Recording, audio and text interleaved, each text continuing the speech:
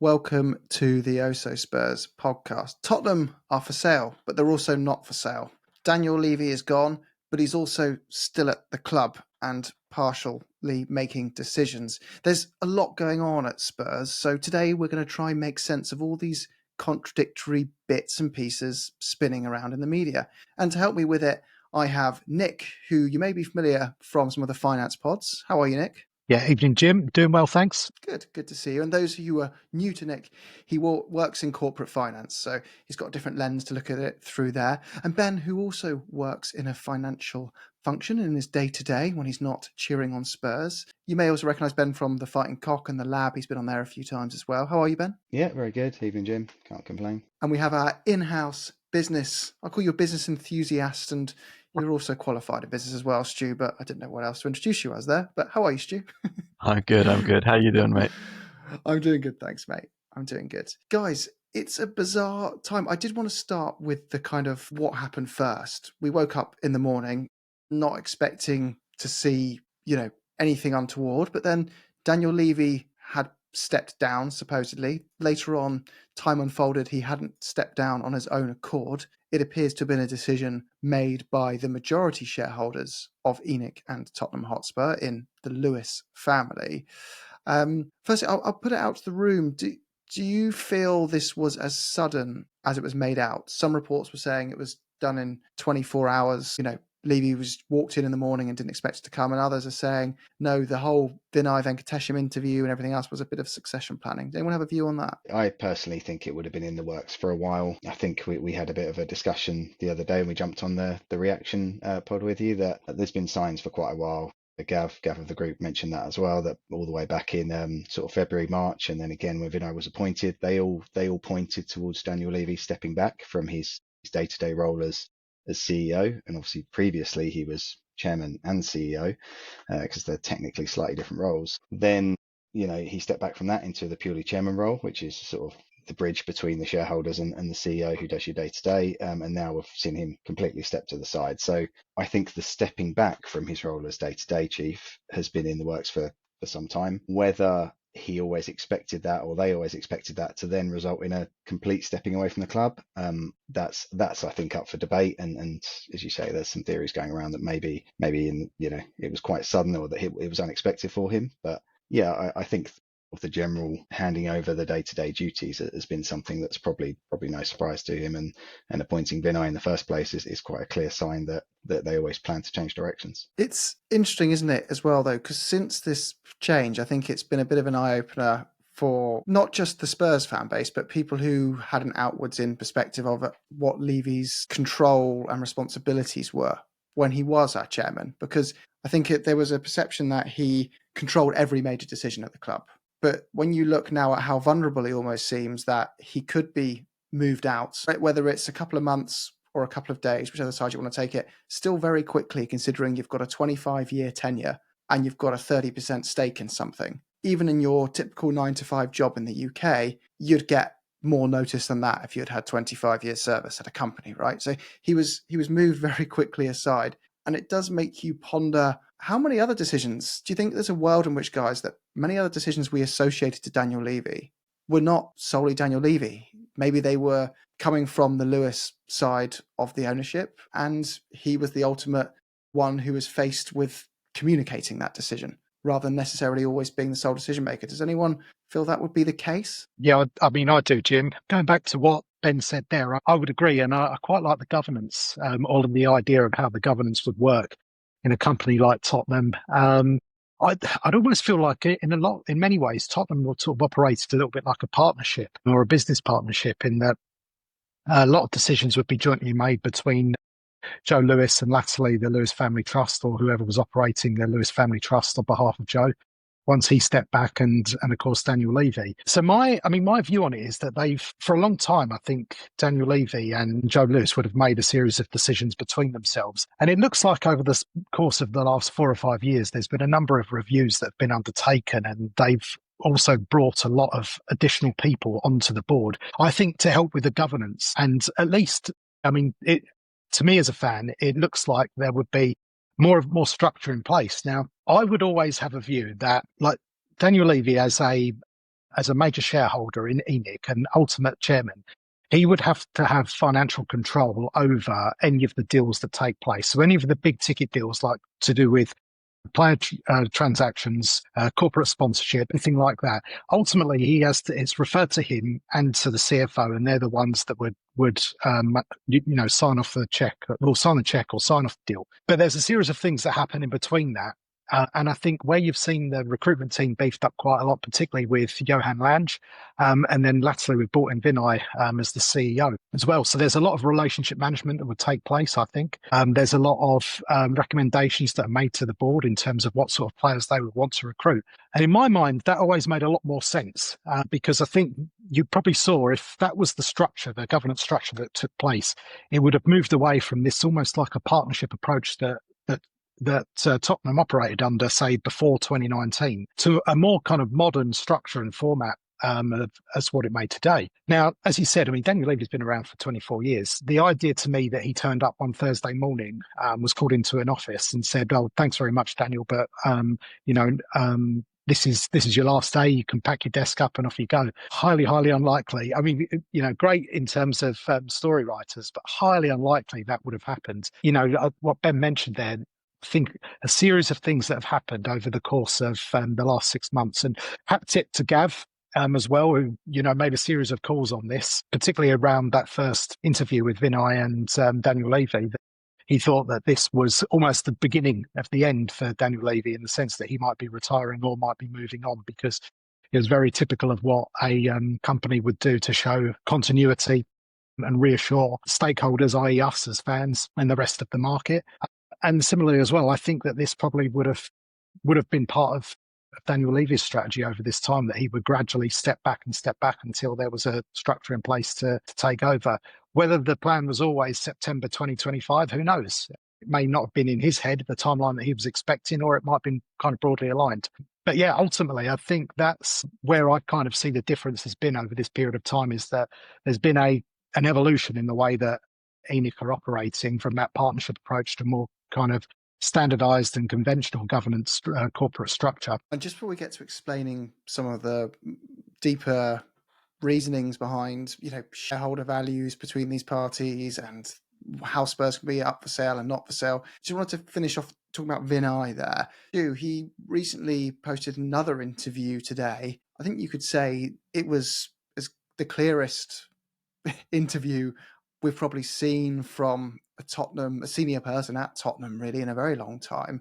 What did you make of it? What did it reveal for you? Well, I think first of all, he's clearly more comfortable speaking to the camera and someone asking him questions than Daniel ever was. Far more natural. And I think it's in line with what we were told we were going to get, the way he was when he was at Arsenal. And I think, from that perspective, it's great if this is the new future, the new way that we're going to be spoken to by the CEO.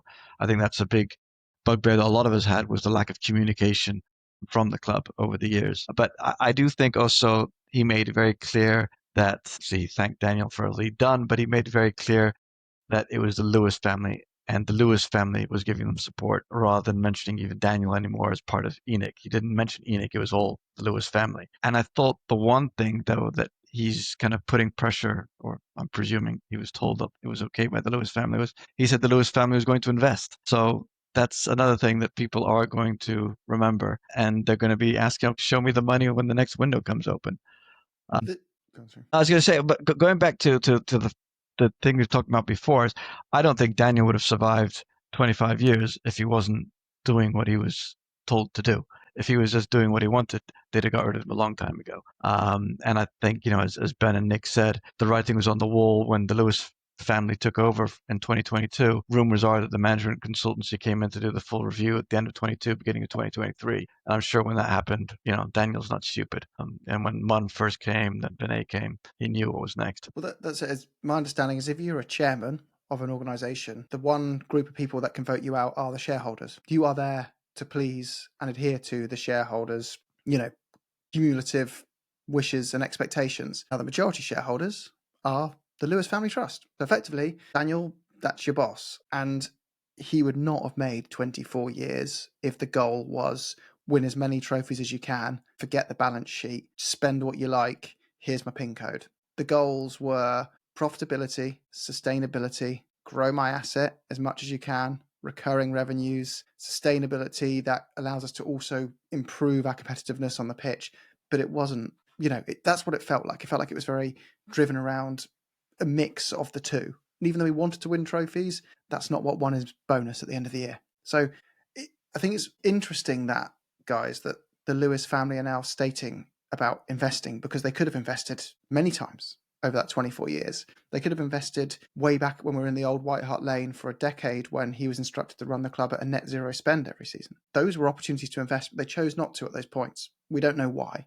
But it's interesting that now, the last time we did invest was 3 years ago, and that was around £100 million. Now you get £105 million of owner investment you can make every 3 rolling year period under PSR. So it would line up that now is the next period for them to invest.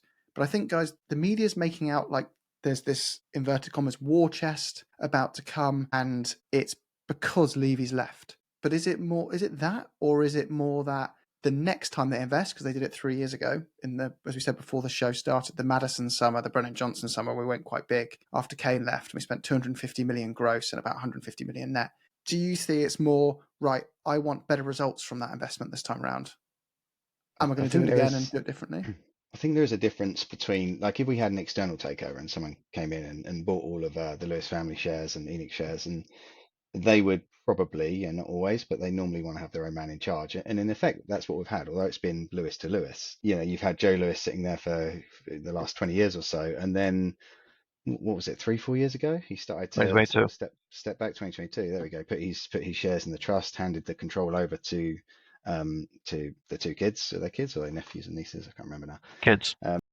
So yeah, he handed them over to those guys, and then we saw an investment for the first time pretty much ever. Now 3 years later, we're seeing potentially some more investment, and we're hearing noises that they're really committed. They really want to see more on the football side. So it could be as simple as Joe Lewis was a little bit more maybe careful, as you say, wanted to have an eye on both sides. Maybe the kids aren't quite as cautious, and they want their own person in charge. They want a more modern way of running things, and they're happy to put up a little bit more of their own money, accepting they're going to get a huge amount back when they sell these shares. Maybe they want to roll the dice a bit and sort of see what they can do in the meantime with their own person at the helm. So I think it all sort of, the timelines and the change of approach can all be pointed back to this sort of changing of the guard we've had in the background. And just because it's not an external buyout, it's we've still got new people in charge, and they want maybe their own way of doing things. Yeah. So it could go on, sorry, Nick. No, absolutely. I mean, I'd almost kind of frame this as well. I love the question that people often ask when they say, how many times would Daniel Levy have sacked Daniel Levy? And I love that question. And I'm going to be a little bit controversial, and I'd throw this open to anybody else that wants to have a say in it. I don't think that Daniel Levy would have sacked Daniel Levy. And I think the main reason for that is that Daniel Levy, to my mind anyway, he would have been assessed on a couple of key things.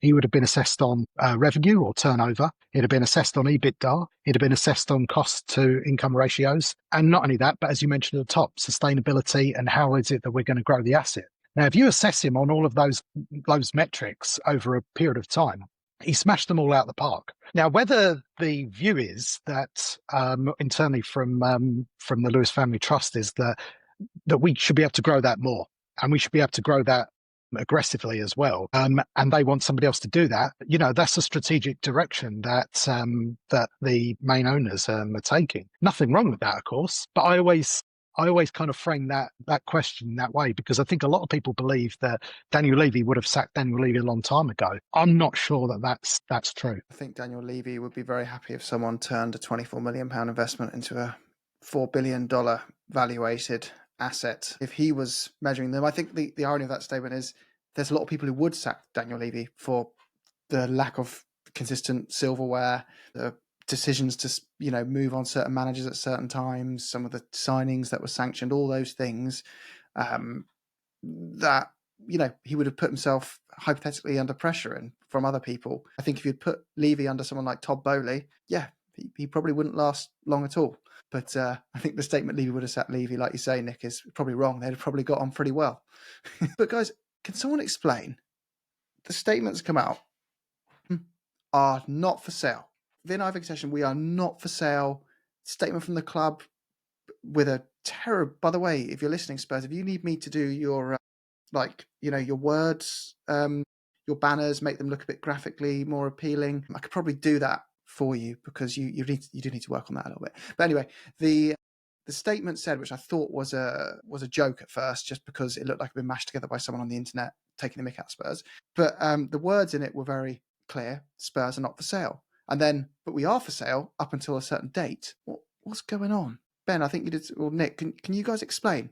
Are we for sale? Are we not for sale? And what's this date about? I suppose the first thing to say is we're probably always for sale. Like, they're an investment company. We've been for sale probably since they bought us for the right price. So it's what this is, I think, is and there was someone, it might have been Mike Keegan maybe, or somebody reporting earlier that they had to do it because of the level of speculation and the amount of shares that are publicly traded. I'm not sure that's true, because we're a private company and all the shares are privately owned nowadays. But I think what it is that there's been this speculation rumbling in the background for a while now. And under the rules in the UK, if you come out and make your intentions known, there's some particular wording around this, but if you come out and make your intentions known to say we are or we aren't interested in a sale, that then starts a clock ticking. So there's now a 28-day clock. They were very specific about including both the rule and the deadline in their statements. That what they've basically done is said, we're a bit sick of this speculation, the leaks, the stuff in the background. We're going to start this clock by releasing a statement. Now you've got 28 days to, shit or get off the pot. You either now come and sort of make a serious offer, which they're saying we don't want that, but after that 28 days you've got to go away by law. So you can maybe come back next year. I don't know if there's a sort of statute of limitations type thing on it, but for now you now have to go away and leave the table, because we've said we don't want to sell. You haven't got us to the table. It's time to sort of wrap this up. So I think it's basically their way of starting that clock to try and get the buyers, or supposed buyers, to go away, basically. So it could be a case of they're open-minded to either, but they want to certainly commit to one or the other, rather than kind of floating around in a bit of, you never know what might happen tomorrow state of limbo. It reads to me like they've very specifically said we don't want to sell, unless they're just playing hard to get. My assumption would be they're being true to their word on this, and they don't want to sell, and they're sick of all the sort of speculation and Stavely floating around in the background with consortiums and stuff, and they basically want to start this clock so they can legally say, shut up about it now. This is over for now. Okay. And the other bit I wanted to clarify is, what happens if someone says, yeah, I'm in, and there's three major parties they've got to buy from, right? They've basically got to buy out ENIC, right, rather than Tottenham off ENIC. Is that right, or is it not clear? Yeah, so I think that's accurate. It's the way that, ENIC are the owners of Tottenham, and Daniel Levy owns 29.9% of ENIC, and the rest is the Lewis Family Trust. So this is an interesting question. And I'm not sure exactly how this would work or fall, because what we've been focused on and what the media seem to be focused on is the fact that actually Lewis family might want to sell their shares, and therefore they've moved Daniel Levy out of the way in order to be able to execute on a trade deal. But what I don't think anybody's realised or has really kind of put forward the idea is that actually Daniel Levy's got a big part to play in this, because he is a large shareholder. Now, he's not a majority shareholder, but he's not a minority one either. Had, say, the Lewis Family Trust owned 85 to 90% of all of the shares, then actually legally you could probably push that through and say, and they wanted to sell, but Daniel Levy didn't. Legally, you could probably push that through, and there would be some sort of way that you could force Daniel Levy to sell his shares. But where his shareholding is just under 30%, that's not possible. So the Lewis Family Trust are going to want to make sure that they will still be close with Daniel Levy, and they'll want to know that Daniel Levy isn't going to just kind of sell his shareholding to another consortium, so they get their foot in the door and make it uncomfortable for the Lewis Family Trust. So, but is there a world in which the Lewis family just sell their majority and Daniel Levy says, I'm keeping my 29 point whatever percent, and the Lewis family move on? We have a new majority shareholder who says, I don't want you in any capacity, Daniel, in terms of daily function, but you can keep your shares, and we're going to invest heavily in Spurs, try grow it, and you can cash out when you feel it's at the valuation that you always wanted. I think the answer is probably, but not, because shares can be a bit strange. You can have sort of conditions attached to shares, like preferential voting on certain types of shares and things. But if we're taking it as vanilla and we're taking it as they own those percentages, then there's nothing to stop them on paper selling their stake in ENIC, which then gives you a controlling stake in the club, which allows you to do most things under an ordinary resolution. So ENIC own more than 50%, they're more than 75%. So they would then be able to pretty much do whatever they wanted with Tottenham, with the exception of forcing all of the other shareholders to sell theirs necessarily, like the other 14, 13% floating around. Levy could still say, no, I'm not selling, and he could sit there and keep his, but he would only have a minority vote. So they could do things like appoint and fire directors, change the board members around, change the sort of the footballing strategy. They could put money in if they wanted to. They couldn't change sort of the makeup of the shares and things like that. There's certain things that need a special resolution. So you need 75% of the shares or shareholders voting with you to do that. But because they've got it set up with ENIC, which is obviously once removed from Tottenham, there's a little bit of grey area there. But there's definitely a world in which either Daniel Levy could sell and the Lewis brother and sister could stay, or they could sell, and in theory he could stay. So yeah, both those things on paper could happen, providing there's not some sort of attachment with or special voting rights or things like that with the shares they own. But it sounds like the most likely scenario then is a full type sale, which they made in their statement clear was what they'd be looking for, and that includes the small minority that are owned by the general shareholders and investors into Tottenham, or it's no significant offer comes in and we're going to invest our own capital and we're going to go for it and try and grow Spurs ourselves. Yeah, and there is a middle ground as well where they might say ENIC owns for 86%, is it 87%? They could say, what we want to sell a 10% stake in Tottenham. Someone can come in, they can give us, say, 300, 400 million for that.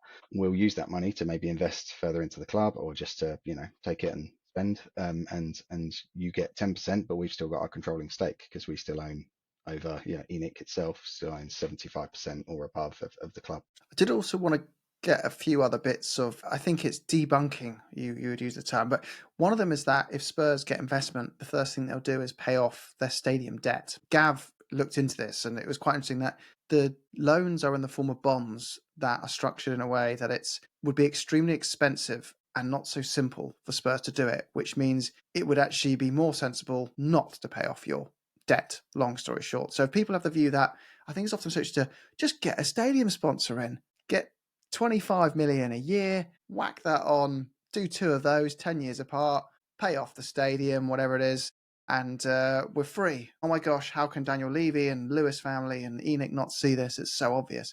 Reality is it doesn't work that way. And I think also the valuations as well, that stadium sponsors don't typically attract that much. Barcelona just attracted a £16 million a year sponsorship. So you'd think ours would be closer to that than it would be £25 million a year, although it's all going to be conjecture. You don't know. With Spurs, we have these extra events on at the stadium and everything else that could make it worth more. But if we rounded it to the top end and said 20, it still wouldn't really be as game-changing as people think, although it would certainly help.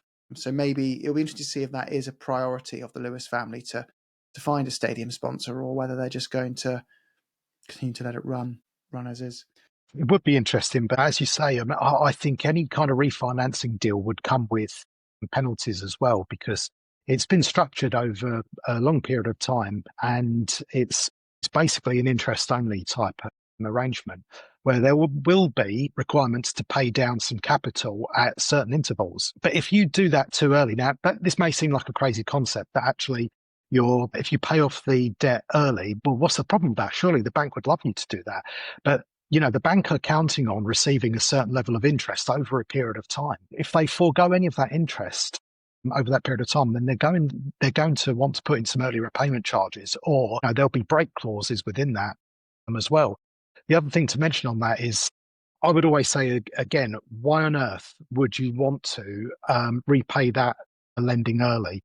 Because it's on an average interest rate of like 2.67%. Base rate, you look, base rate's pretty much double that at the moment. So there is no incentive. I mean, you cannot get lending that cheap in the market at all at the moment. Why on earth would you want to break that now and change it? Hang on to it for as long as possible, because despite the fact that we're paying, interest at like between 25 and 29 million a year, you're not going to get any cheaper or preferential terms on a loan if you go to the market and refinance now. And in terms of financing, investment into the club, do we feel that would be in the form of another share dilution, a loan, or do you think we're at the stage where they may sell the Lewis Trust may sell other assets they own? They have, I believe it's over $3 billion or £3 billion in assets tied up in other investments. Do you think they may sell that and simply inject cash into Spurs? What we've seen other clubs do and give ourselves a 0% loan? Do you guys have any view on what type of investment we'd likely see based on what other clubs are doing? I assume it'd be a share capital issue again. Just because that's what they've done before. That's an easy way of putting money in, but you don't you're not completely just giving the money away. You're creating yourself a few extra shares. So Yeah, what's for that? me, You're just that feels sensible. giving more shares. Ben, if you can explain that. Effectively, you're creating more shares, yeah. So you sort of water down, if you like, the value of all the existing shares. So you need a certain amount of the shareholding capital in the first place to be able to okay it. But you're then giving them 100 million. You're saying we're creating, let's call it 100 new shares just for simplicity's sake, and we own those shares. So yeah, that's what they're doing. It's obviously a lot more complicated than I've just made it sound. But yeah, that's the basics of what they're doing. And another important bit of trivia, Vivian Lewis, Stu has some groundbreaking discovery in here. This is the type of bit of trivia that you don't realise you need until you're in a pub quiz and there's one question left. Or you're on Who Wants to Be a Millionaire and you've found it's the $1 million question. You're about to find it out. Go on, Stu. Yeah, so apparently she was engaged to ex-Liverpool footballer Craig Johnston, and Craig Johnston was the guy who designed the Adidas Predator football shoe. There you go. We saved the most important bit till last, so don't you forget that bit. Any other final comments you think of, any things we might have missed today, guys, that's important context-wise to cover? I don't think it's important context-wise, but I am going to be fascinated just to see what happens here. Like the Lewis family, the way that they've, their PR and what we've heard from Vinai, this is almost a PR open goal for them. They just have to side foot it in the back of the net. But I've seen, I think the Telegraph are reporting that the Lewis children are going to be at the next game, which is away at West Ham. I can't remember. I don't know off the top of my head the last time that anyone related to the Lewis family was at a Tottenham game. So that's remarkable. That's something noteworthy, and they've got a great opportunity here to make us all feel really positive.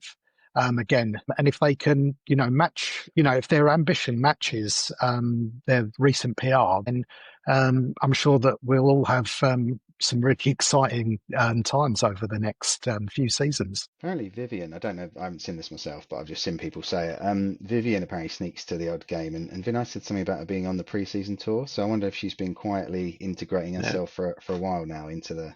Yeah, she's been pictured at games, I think. Yeah, I've as seen well. her. Yeah, Sat next to Daniel. Makes more sense then, doesn't it?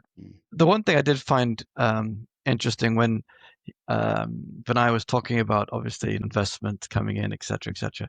He did then speak about having to spend it well and having to do it within the PSR rules, etc. So I thought it was quite funny that on the one hand he said, "Yeah, don't worry, fans. Here comes the investment at last." On the other, it was exactly the same route we've been working for the last 25 years.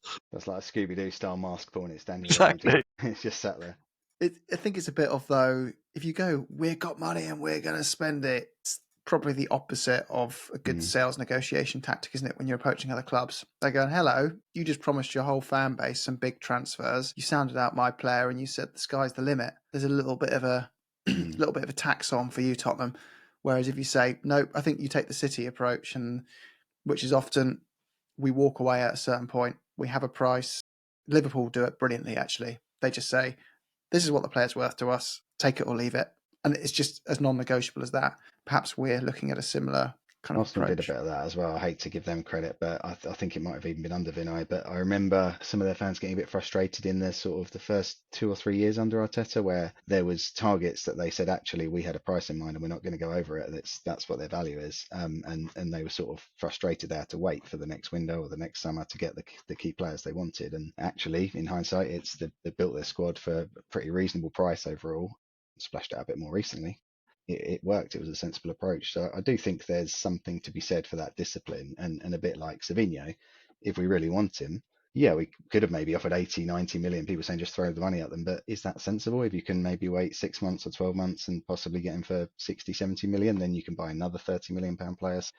Yeah, I don't think it's all bad. And that's probably the one thing I would underline, is that now we've got Vinai, he underlined this in his statement. He's now the one calling the shots. He's the day-to-day guy. Harrington's a bit of a red herring in a way, but I think he sort of clarified that in the statement, in that he's there as an overseer, basically. He's there on behalf of the shareholders. He's not there full time. He's non-executive. So he'll be there with his sort of supervisory hat on, but the decisions now, yeah, we're in Vinai's hands. It's Vinai day to day. He'll oversee both sides, commercial and football, and hopefully he does a good job of it. And it's important to note, again, the difference between non-executive and executive chairman. The non-executive role is what Charrington has the executive chairman is what Daniel Levy has. Also, owners and chairmen are different things. If you look at other clubs like Chelsea, Todd Bowley may be the day-to-day face of it.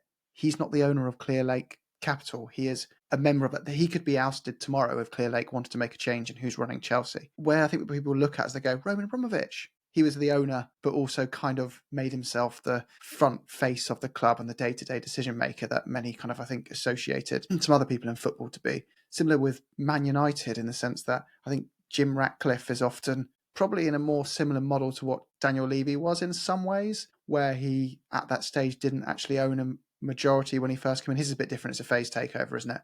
But what I mean is he's still working with the Glazers, who ultimately have a big say in things as well. So there's lots of different ways of looking at it. That's a bit where it's hard to blame Spurs fans, because Daniel Levy was at one point shareholder plus chairman plus CEO. So how many jobs do you want down the club? And yeah, now it's a lot more clear. We know who's in each role, and hopefully that will help. I think it's what everyone asked for. Get football people doing the football stuff. If he'd backed off years ago and said, I'm going to set up this model and I'm going to go further and further away from the football and I'm going to continue to invest on assets, he may still have a major title within the club. But there we go.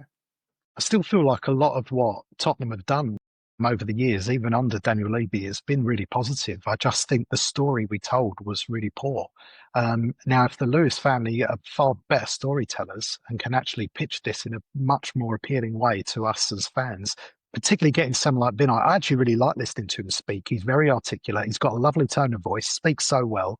And it seems like he's talking to us, to the things that matter to us as fans. Now, the more that they can do that, I think the more that people will buy into the idea of what we're doing, even if under the surface, very little changes. And I know that might sound a bit counterintuitive because we've been through the period of saying that we really need to change the way that we operate.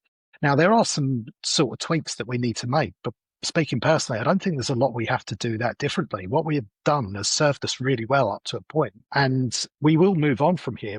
Our trajectory is on an upward curve. I've no doubt about that. But if they could be better storytellers, bring us along for the ride, make us feel invested, that would go a hell of a long way for all of the fans to get behind the new model that we have. Absolutely.